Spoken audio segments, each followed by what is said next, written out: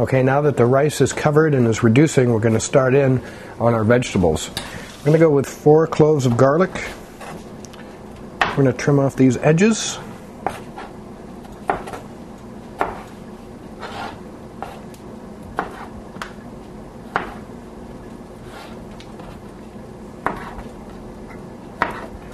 And then we're going to discard them.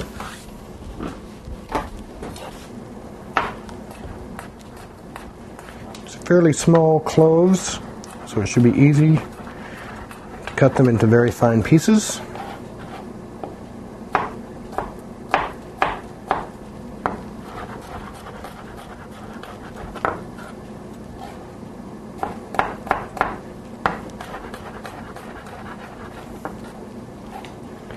And then once we chop the last clove,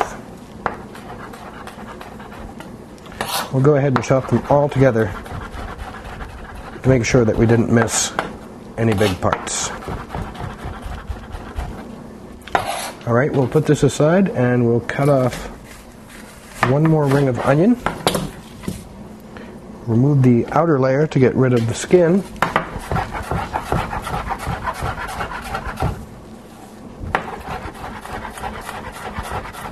And we'll chop that just like we did the garlic.